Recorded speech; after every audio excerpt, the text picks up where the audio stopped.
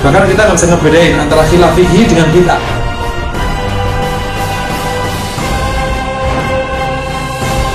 Luar biasa mulianya. Bahkan kalau terus kita kaji akhlak-akhlak Nabi itu, tak terbayang oleh kita bagaimana mencontohnya di saat dimana keadaan di sekitar kita justru memprovokasi agar kita memang rendah sekali karakternya, atas nama dunia, atas nama karir, atas nama kesempatan. Kita terprovokasi untuk memilih akhlak-akhlak yang sangat rendah, yang tidak berkelas gitu, dan nyaman sekali dijalankan, lebih karena kanan kirinya mendukung. Iri, dengki, kesombongan bagian dari yang sangat lumrah di masa sekarang, dan itu diterima demikian saja oleh masyarakat. Oleh karena itu, ketika kita kemudian mempelajari sunnah Nabi atau syama'il Nabi ini, maka kita benar-benar ingin memacu diri kita untuk tidak menjadi manusia biasa, tapi manusia yang luar biasa, karena kita mengambil akhlak yang luar biasa. Dan insya Allah kalau akhlaknya luar biasa, hasilnya juga luar biasa, karena semua berpulang kepada akhlak dan karakter kita. Meskipun di awal perjalanan tampak tertatih-tatih atau tampak tidak begitu menang, tapi insya Allah di ujungnya menang. Wal aqibatu lil muttaqin. Sekarang kita akan bahas bab tentang keseluruhan sifat Nabi atau sifat Nabi atau akhlak Nabi secara keseluruhan.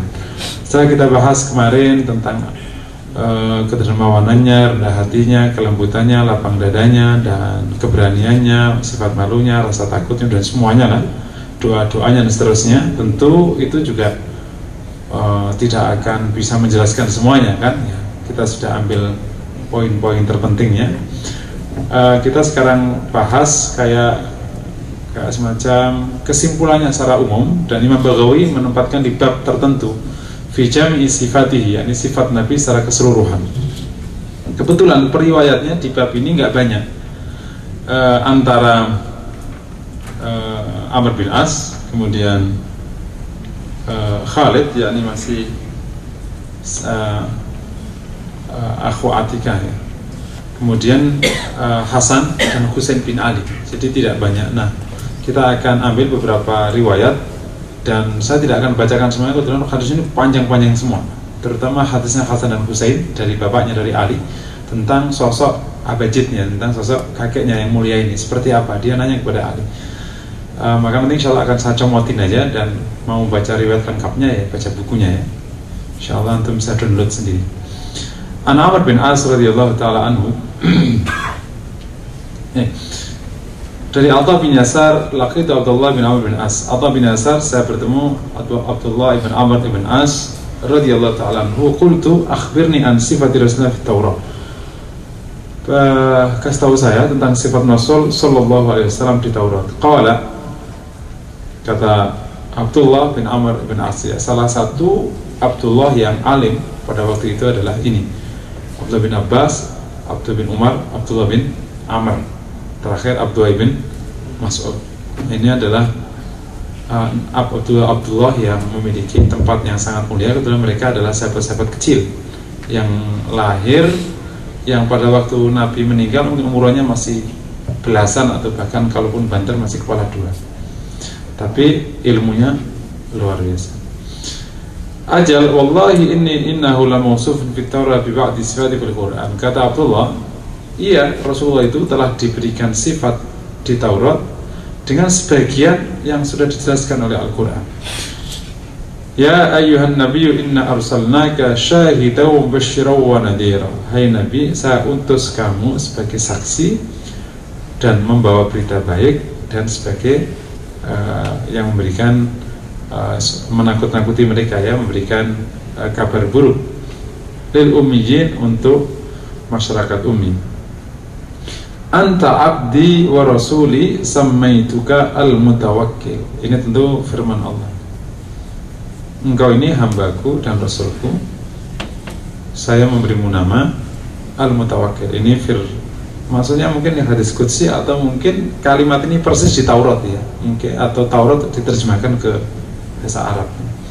Laisa bifadlin wala ghalid, tidak keras. Fadl itu tidak keras ucapannya, ghalid, tidak keras sikapnya, nggak sombong, nggak congkak, lembut dan penuh rendah hati. Ini hal pertama ya. Makanya sudah berulang kali dulu saya sampaikan di awal-awal itu, akhlak Nabi itu yang paling dominan, yang tampak itu pasti laisa fadhin wala ghalid, nggak keras dan nggak congkak, lembut.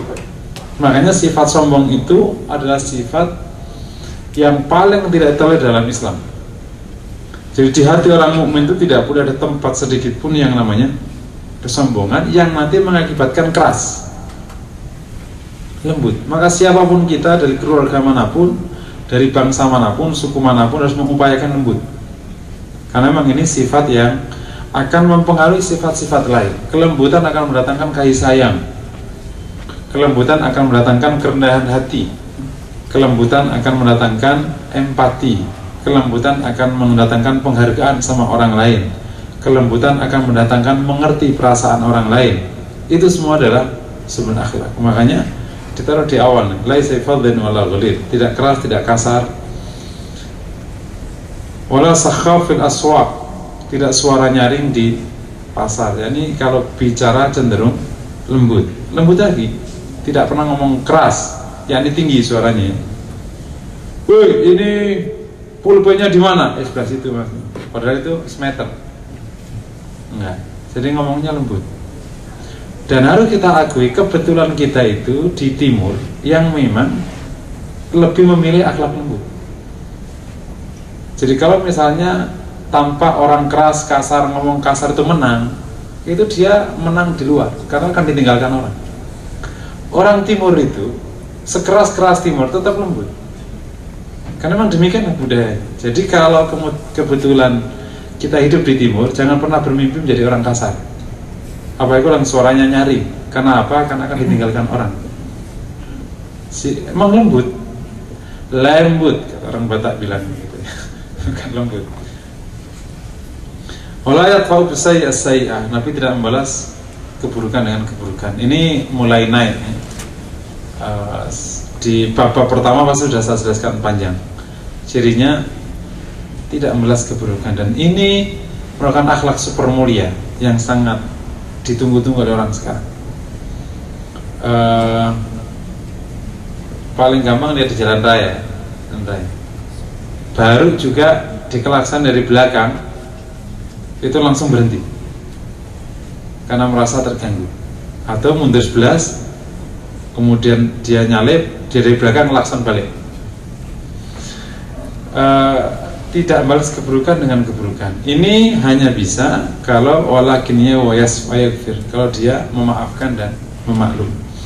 Yakni di sini ada kelapangan dada yang luar biasa. Jadi kalau pertama tidak keras, tidak congkak, tidak bersuara nyaring. Berikutnya tidak balas keburukan dengan keburukan, tetapi dia memaafkan dan maklumi. Wala yakbidahu hatta yuqima bihi millatal auja, Allah tidak akan mencabutnya, yakni tidak akan mewafatkannya sampai Allah luruskan agama yang bengkok ini dengannya. Oleh karena itu Nabi itu dipulangkan setelah sudah sempurna, setelah Islam tegak, bahkan bukan sekedar tegak, tapi dia sudah dihadirkan satu sistem penaung yang namanya Madinah. Jadi Nabi pulang lengkap. Jadi luar biasa, Nabi itu sebuah tipe orang paling sukses di dunia. Tugasnya jalankan sempurna sekali. Setelah sempurna, turun pernyataan sempurna, berpulang. Luar biasa.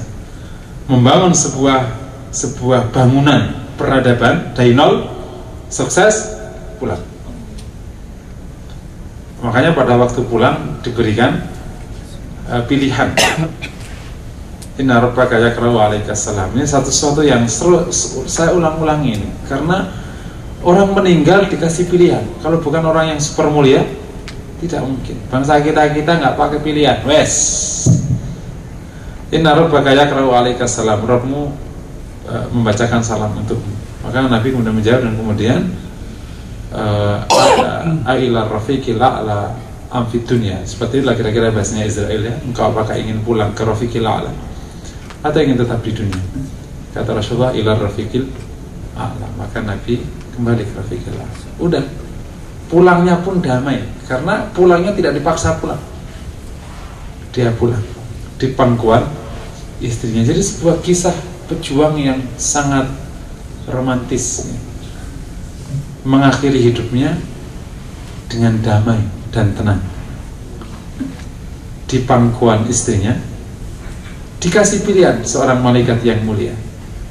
Nah, sementara kalau kisah-kisah orang yang gagal, meskipun dia merasa sukses, ketika pulang dipaksa pulang oleh malaikat, pulangnya ditekan-tekan sama dokter jantung, pulang, jadi tidak nyaman pulangnya, toh mati-mati juga.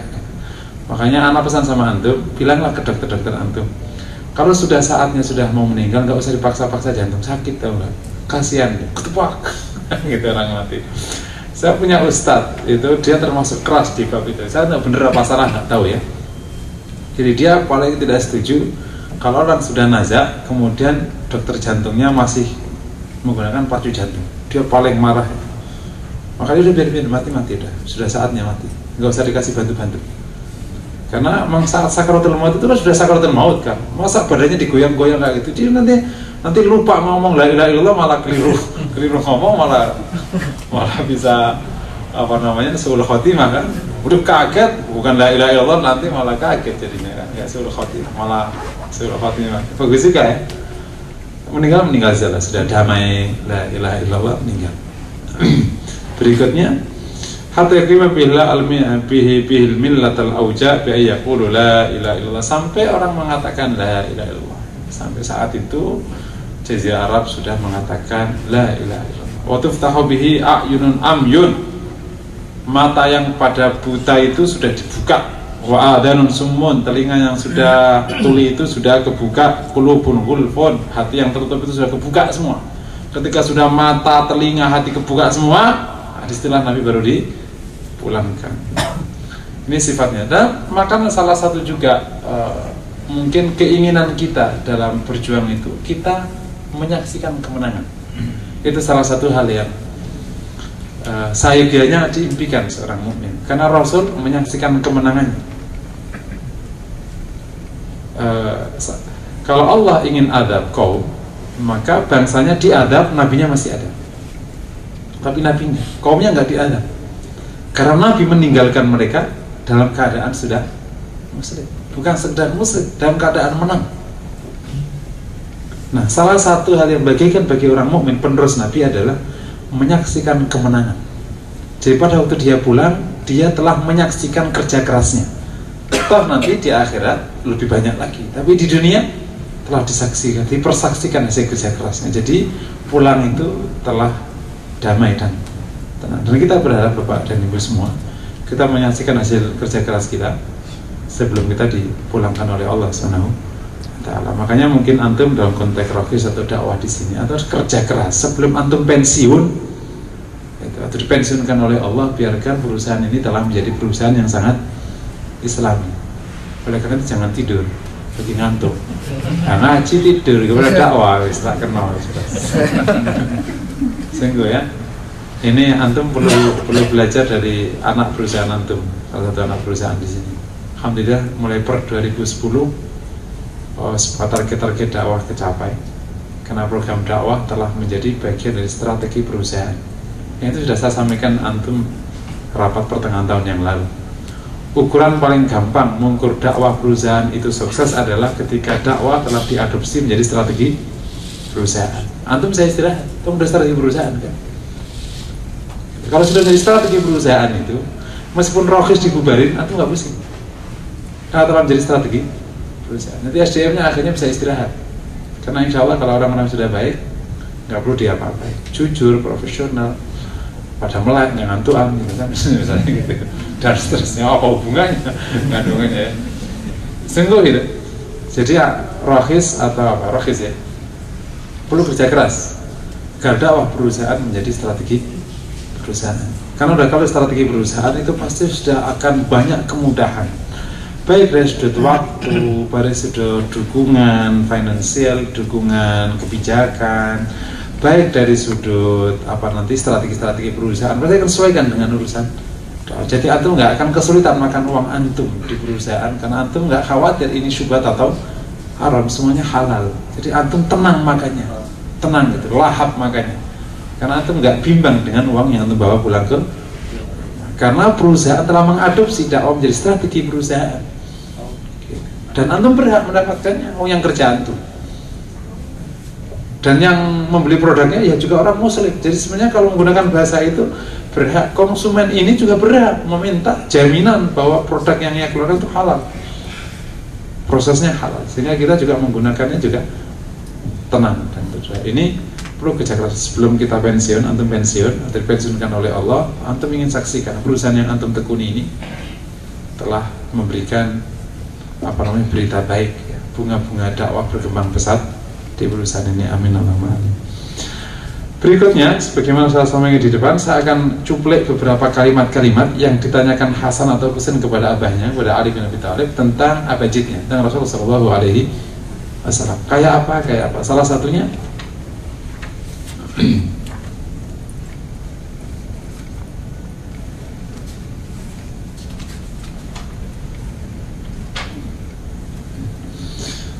Husain, sa'altu abi, saya menanya kepada bapak saya tentang maksudnya Nabi SAW. Faqal kana idza awa ila manzili jazza'atuhu lahu thalatha ajza. Kalau dia masuk ke rumahnya, itu dia membagi waktu di rumahnya itu 3. Satu waktu untuk Allah, juz'un lillah, juz'un li ahli, juz'un li nafsi. Yani untuk Allah, untuk keluarganya, untuk dirinya. Jadi katakan kalau hitung masuknya itu pada Isya, katakan kalau hitungannya pada Isya, karena kalau siang kan Nabi lebih banyak, mungkin lebih banyak di luar ya, kecuali kalau memang tidak ada urusan. Jadi sebagian tidur, sebagian sholat, sebagian untuk cocok sekali, berarti kuat banget ya. Tidurnya berarti 4 jam, mungkin nggak ada kali. Itu yang selalu saya katakan, hebatnya Nabi itu, semua orang yang terlibat dengan Nabi dapat haknya. Banyak istri itu ketakutan ketika suaminya mulai berkiprah dakwah itu, takut nggak dapat waktu. Banyak istri itu ketakutan ketika suaminya mulai karirnya melejit, itu takut nggak dikasih waktu. Karena berangkat jam 5:30, pulang 11:30. Nah di sini nanti istrinya pada, ya nggak ada gunanya. Mau dikasih duit tapi orangnya nggak ada. Ayo mendingan mana? Orangnya ada atau nggak ada duitnya? Ya maunya uangnya ada dan duitnya ada. Mana ada? Gitu kan? Kalau suaminya gitu, ya uangnya ada, orangnya ada ya. Ya minta sama bapak misalnya. Ya kan duitnya ada, orangnya ada. Nah ini sesuatu yang jadi tantangan, masih dalam tatanan teoritis. Rumusnya sebenarnya kemampuan kita manage waktu sampai semua orang itu yang berhak atas kita dapat hak itu ternyata di 2.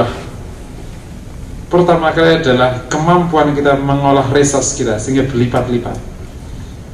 Teorinya ya, karena aku pun juga mencoba untuk maksimal gimana caranya ini ya.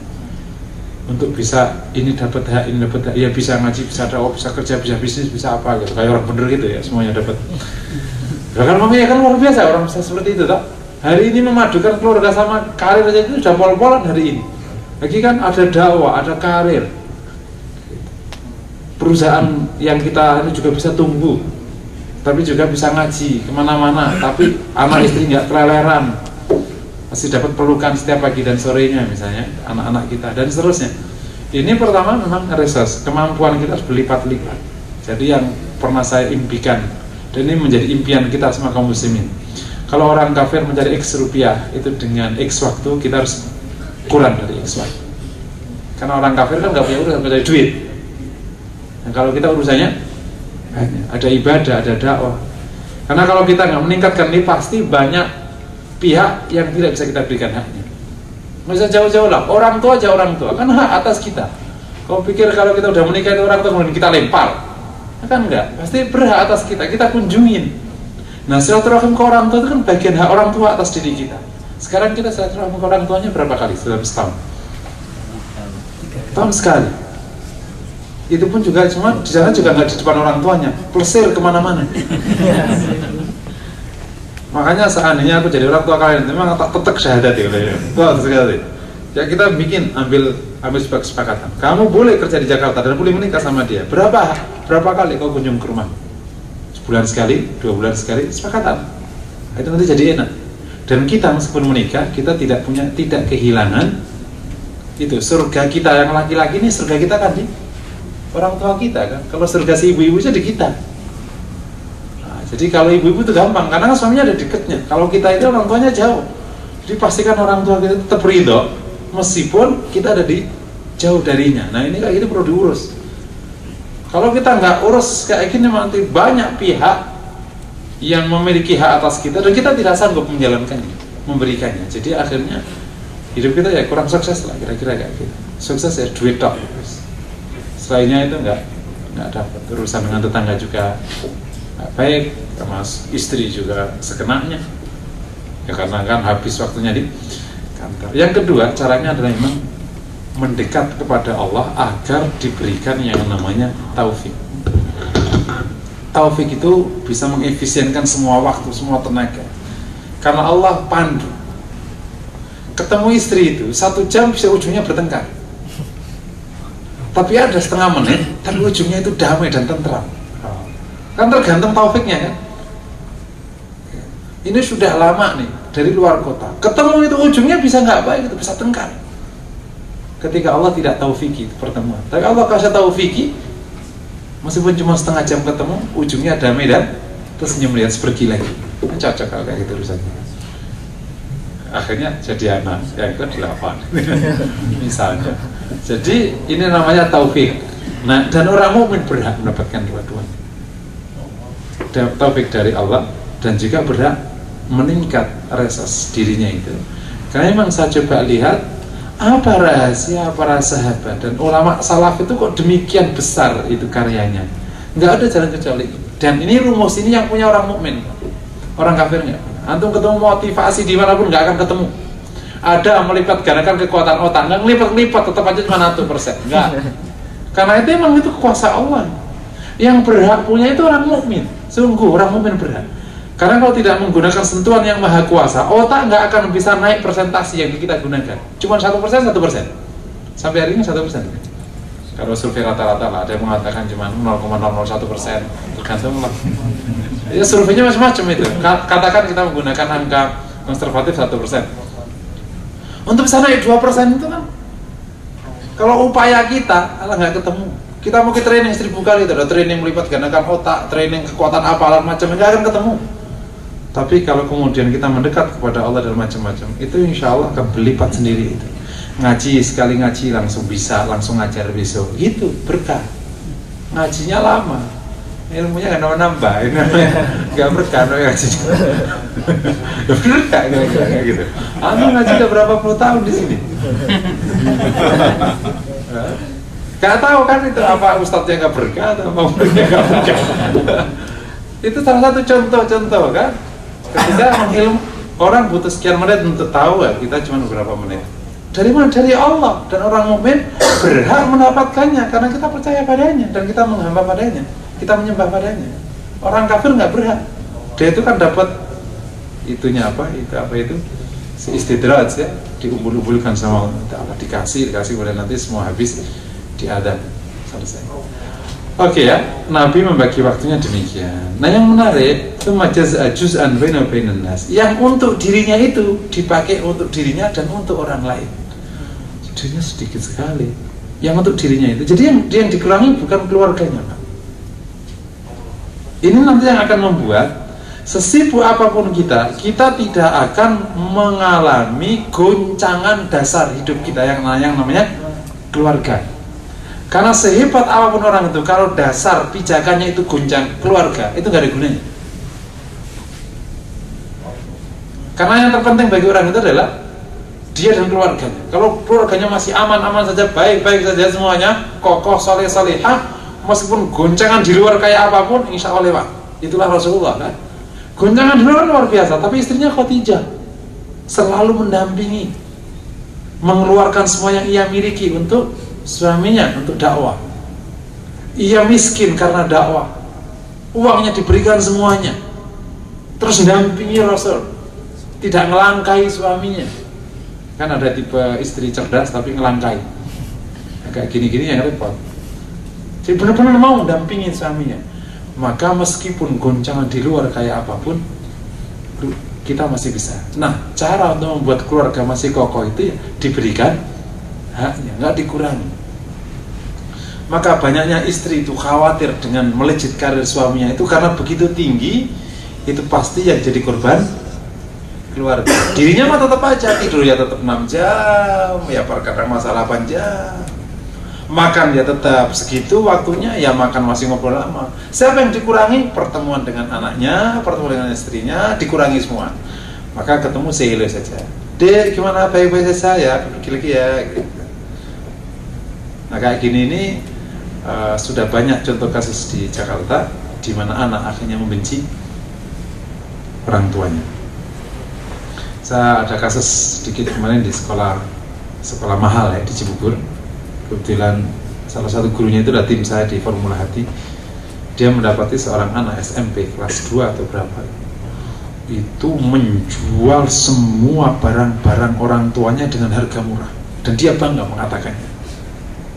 Kalau istirahat gitu, teman-temannya diajak ke rumahnya, diajak makan pesta, semua apa saja di rumah dikeluarkan, dikasihin, dan setelah itu dia jual. Mau beli TV nggak?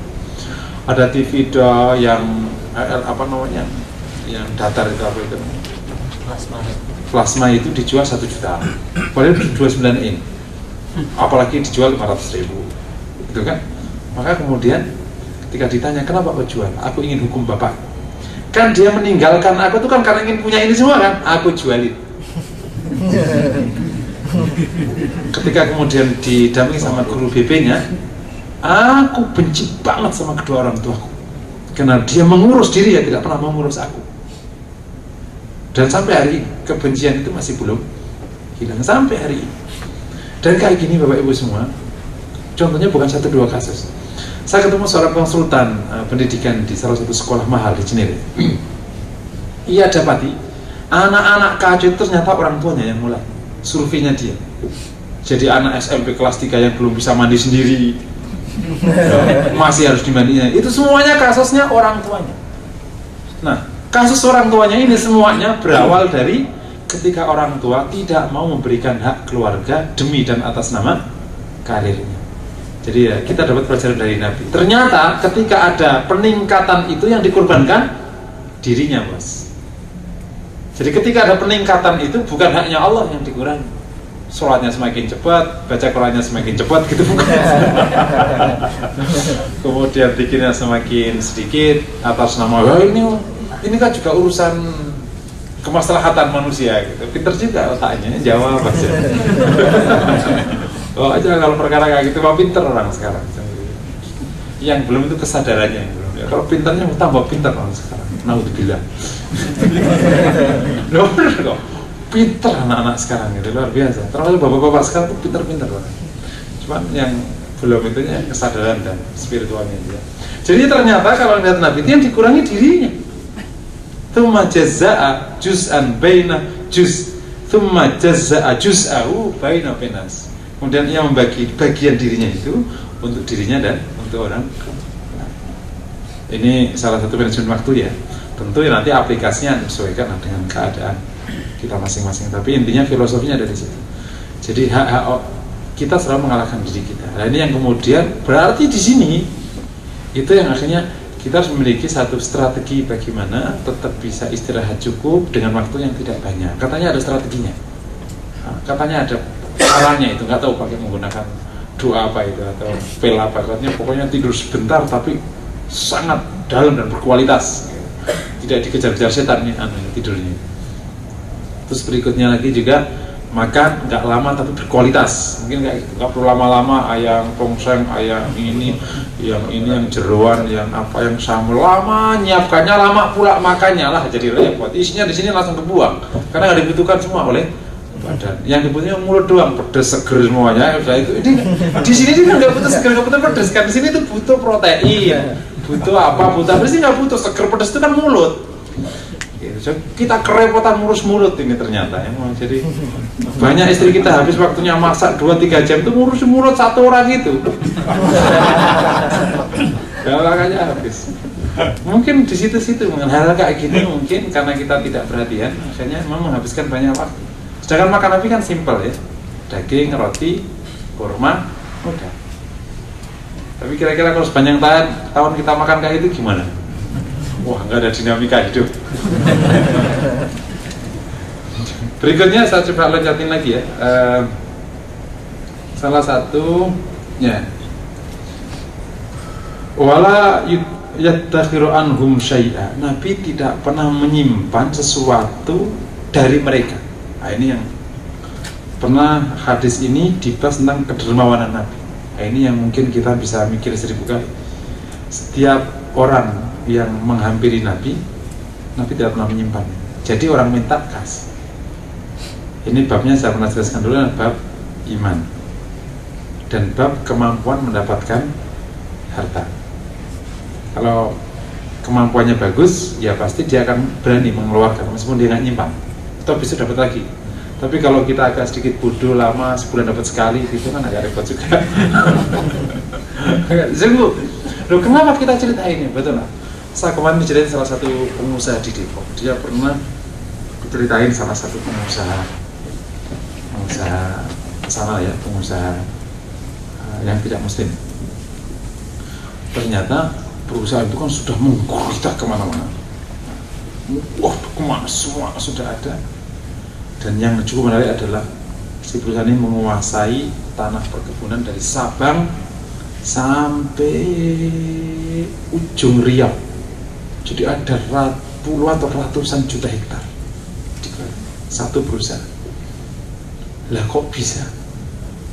Itu pertama, dia pengusaha ini sampai mau menangis lebih. Kok ini kok bukan orang muslim yang ambil? Ini orang muslim yang bodoh atau yang terlalu pintar? Itu kan ada dua kemungkinan, atau dua-duanya.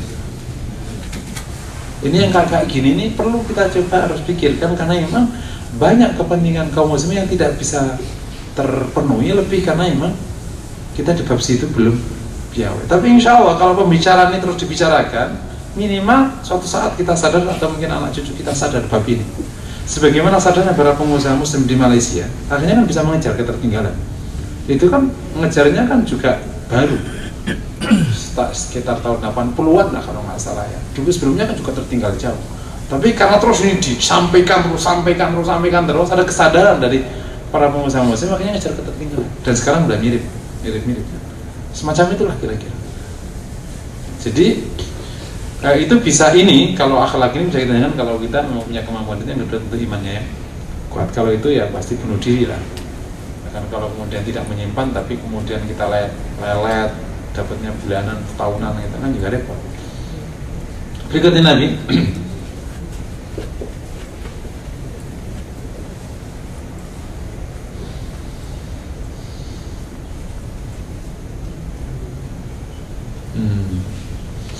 kan Rasulullah ya, salon jati ini berapa ini? Kan Rasulullah sallallahu alaihi wasallam yahzinu lisanu illa fima ya'ni. Nabi itu menahan mulutnya, menyimpan lisannya kecuali untuk yang berguna. Nah, jadi salah satu ciri atau akhlak karakter orang mukmin itu, anak dicontohkan sama Nabi adalah menjaga lisan.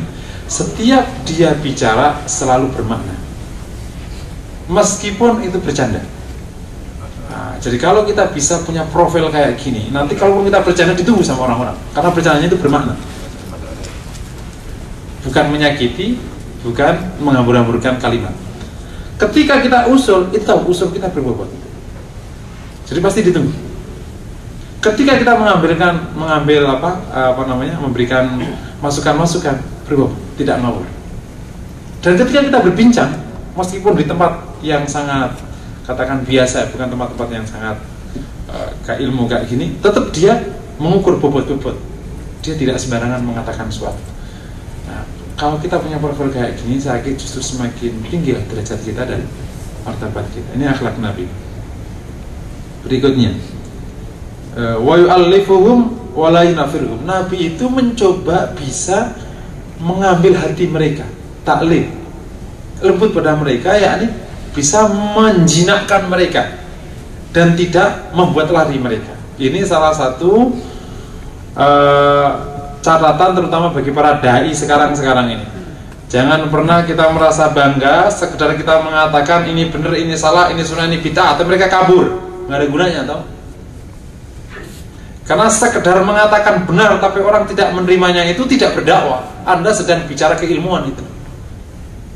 Karena dakwah itu kan bagaimana apa yang kita bawa itu bisa diterima sama mereka. Maka di sini ada taklif. Bagaimana mereka bisa menerima? Maka perlu cara, strategi, perlu dan tidak membuat lari. Dan bahkan ketika kita ingin bicara tidak membuat lari itu, terkadang kita harus menerima kesalahan mereka. Seperti yang dicontohkan Nabi ketika seorang sahabat bicara pada waktu sholat. Itu kan kesalahan. Ketika seorang yang takbir sebelum dia ruko, itu kan kesalahan. Ketika seorang badui pipis di masjid, ketika itu menerima kesalahan. Ketika ada sahabatnya yang dibawa oleh sahabat lain minum khamr, Nabi tidak mengusirnya, diterima tetap dan didoakan baik. Itu bahkan salah satu konsekuensi agar kita bisa menjinakkan mereka, kita menerima kesalahannya. Menerima bukan berarti membiarkan. Jadi salah satu hal yang harus dicatat oleh kita semua, terutama yang bergumul dengan dakwah atau mungkin apapun yang namanya hubungan dengan seorang manusia, pastikan di sini nih, di dada kita ada ruang untuk menerima kekurangan orang lain. Jangan pernah ditutup ruang itu, dan kita selalu mengatakan semua orang selain kita harus berbuat benar dan harus baik sama saya. Ketika dia tidak baik sama saya dan tidak berbuat benar, maka aku tidak menerima dia. Kalau kita punya sikap kayak gitu, lupakanlah persahabatan. Salah satu catatan terberat bagi komunitas baik, kenapa sering pecah? Sementara komunitas preman itu jarang pecahnya. Kenapa? Karena komunitas preman itu dia tahu bahwa temannya preman. Jadi kalau dia jahat biasa. Ya Pak? Ketika ada temannya kemudian kurang sedikit, nggak apa-apa, namanya juga dia preman, nggak apa-apa. Kalau komunitas baik, dia tahu, dia sadar, ini temannya soleh, tapi dia lupa orang soleh itu bukan malaikat. Suatu saat dia salah, sehingga di sini nggak ada ruang menerima kesalahan dia. Gitu. Orang rohis kok gitu. Akhirnya males kalau sama dia, ternyata sama aja. Loh, kalau Anda bilang sama saja, otomatis di sini berarti memilih yang sana kan, yang komunitas preman. Ya tetap nggak bisa dong, tetap nggak bisa sama. Orang soleh yang berbuat salah tidak sama dengan orang yang memang jahat berbuat jahat, itu dua hal berbeda. Kalau ini insya Allah bisa baik, kalau ini susah baiknya, dia bangga dengan kesalahannya. Jadi meskipun kita berada di komunitas baik, kayak antum nih jamaah masjid, jamaah apa ini, saya insya Allah saleh-saleh amin ya.